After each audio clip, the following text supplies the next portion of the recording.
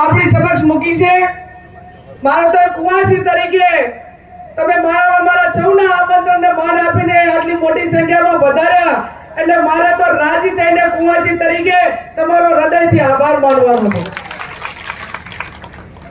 બે ત્રણ વાતો અમિતભાઈ ચાવડાએ કહી કે અમે 146 ઓબીસી સમાજ એ ગુજરાત સરકારનું 3000 કરોડનું બજેટ હોય તો વસ્તીના ધોરણે અમે બજેટ માંગીએ છીએ અને એમણે જે વાત મૂકી એ વાતને હું સમર્થન એટલા માટે આપું છું કે ગ્રામ્ય વિસ્તારમાં ગામથી ગામને જોડતા રસ્તા હોય, પ્રાથમિક શાળાના રોરડા હોય, દવાખાનાની વાત હોય કે તમામ ભૌતિક સુવિધાઓની જ્યારે ગ્રાન્ટ ફાળવવાની હોય ત્યારે પૂરતા પ્રમાણમાં ગ્રાન્ટો નથી મળતી, આપણને વસ્તીના ધોરણે બજેટ નથી મળતું। એના કારણે તમને બધા ધારાસભ્યોને ખબર હશે કે વરે 10 કરોડ રૂપિયા એ રસ્તા માટે જોબ નંબર માટે આપે। મારું સર્વે પોતાનું છે કે બનાસકાંઠામાં 3 થી 4000 રોડ જોવે અને વર્ષે 1 કે 2 રોડ આપે। આની આ ગતિએ કામ થાય તો 200-300 વરે પણ આ રોડોની માંગણી પૂરી થાય એમ નથી। એ સ્થિતિનું નિર્માણ છે ત્યારે વસ્તીના ધોરણે બજેટ હોય તો જ આ બધી સમસ્યાઓનું નિરાકરણ આવી શકે એમ છે। મેં પંચ માટે લેટર લખ્યો કે આની જનગણના થવી જોઈએ, આર્થિક સર્વે થવું જોઈએ તો કેટલાકને પેટમાં તેલ પણ રેડાયું।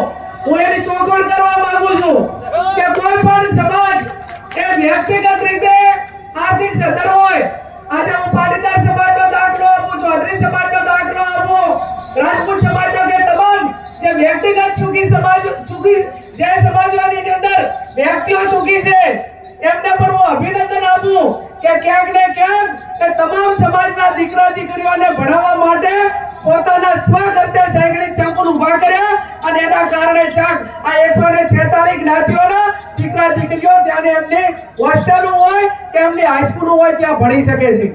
આ સમાજો કદાચ એમના વ્યક્તિગત શૈક્ષણિક સંકુલો બનાવી શકે પણ ગામથી ગામ જોડતો રસ્તો કરવો 5 કિલોમીટર તો 5 કરોડ રૂપિયા એ કોઈ સમાજ એ ગામથી ગામને જોડતો રસ્તો ના બનાવી શકે। અને સમગ્ર 146 સમાજો એ ગુજરાત સરકારને જીએસટી ભરતા હોય, જેની વસ્તી વધારે એ જીએસટી પણ વધારે ભરે અને વધારે ભરે ત્યારે અમારી એક જ માંગણી છે ઓબીસી સમાજની 146 જ્ઞાતિઓની કે વસ્તીના ધોરણે એ ગુજરાત સરકારનો 81000 કરોડ બજેટ એ ઓબીસી સમાજને મળવું જોઈએ। આ અમારી પહેલા નંબરની માંગણી છે।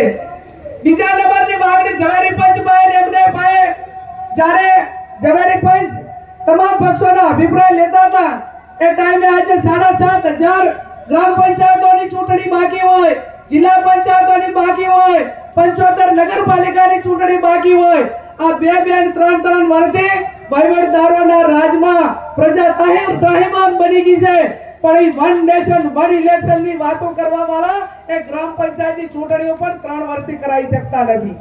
અને એવા સંજોગોમાં અમારી એક જ માંગણી છે કે 49% થી વધે નહીં એ રીતે જ્યાં બક્ષી પંચના વસ્તી વધારે હોય ત્યાં એમને વધારે સીટો ફાળવણી કરવામાં આવે, જ્યાં એસટી સમાજ વધારે હોય, દાહોદ હોય, પંચમહાલ હોય, ગોધરા હોય આવતો હોય એવી સ્થિતિ હતી। એટલે દૂરથી સોનાની લગતી નગરી એ ખરેખર વિકાસ પુરુષની નહોતી, વિનાશ પુરુષની હતી અને એટલે રામે જઈને રાવણનો વધ કરવો પડ્યો।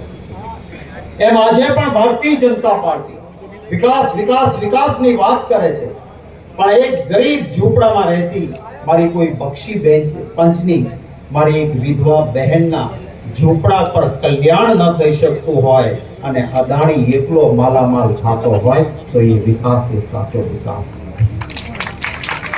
વિકાસ તો ત્યારે કહેવાય કે ગરીબના ઝૂંપડામાં બેઠેલી કોઈ વિધવા બહેનની પરિસ્થિતિમાં સુધારો। આજે દેશમાં 22 જણા પાસે ખાલી 22 જણા પાસે એટલી મિલકત સંપત્તિ અને રૂપિયા છે જેટલા દેશમાં 70 કરોડ જનતા પાસે એક તરફ અને 22 જણા પાસે એક તરફ। એટલો મોટો ભેદભાવ છે। અંગ્રેજોના વખતમાં કહેવાતું હતું કે શ્રીમંત અને ગરીબ વચ્ચેની મોટી ભેદ રેખા હતી, આજે એનાથી મોટી ભેદ રેખા ઊભી થઈ છે।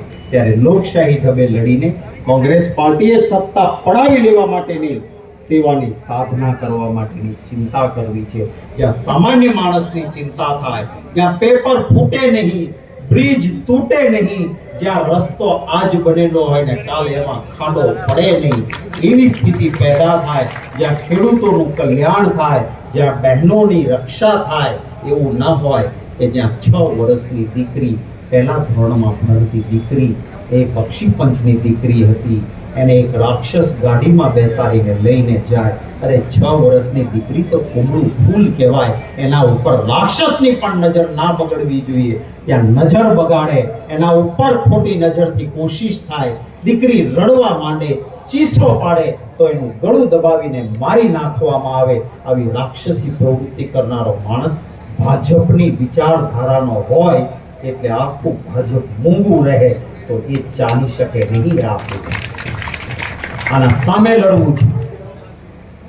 ત્યારે આપણે સૌએ પ્રેમથી ભાવથી ઉપસ્થિતિ રાખી આપનો સૌનો ખૂબ આભાર માનો. માનની જગદીશભાઈ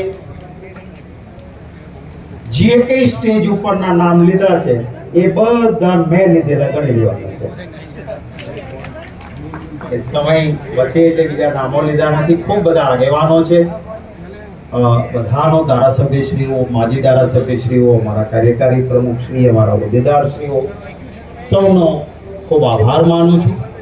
અને આપના પ્રભારી તરીકે જોયું ને સુહાસિનીબેન યાદવ, અહીંયા આપણે માલધારીઓ ઘણા છે, આ માલધારી પરિવારની દીકરી છે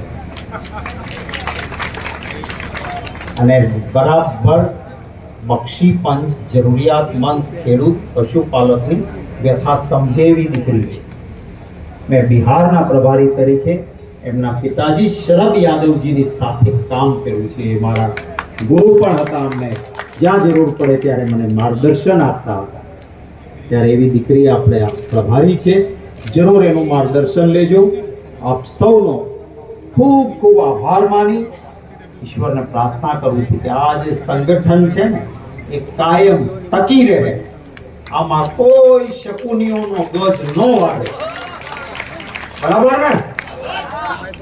અને સૌ સમાજને સાથે લઈને એક વિકાસની, સાચા અર્થના વિકાસની દિશામાં જવામાં સફળતા મળે. ભાઈ શ્રી ચંદનજીભાઈને અને અહીંના જમાઈ બળદેવજી ઠાકોરને ખૂબ અભિનંદન આપું છું. એમની ટીમને એક ખૂબ સરસ વ્યવસ્થા કરી. અહીંયા પંખા નથી પણ ત્યાં પંખાય રાખ્યા. આ બાજુ 2 એર કુલર મૂક્યા પણ ત્યાં 2 નેતા ગોઠવાઈ ગયા. એટલે એક પત્રકારો ને એક આગળની રોડ, 2 માટે નથી. બાકી સરસ વ્યવસ્થા પણ છે. બધાને ખૂબ અભિનંદન. આપ સૌને શુભેચ્છાઓ. જય હિન્દ.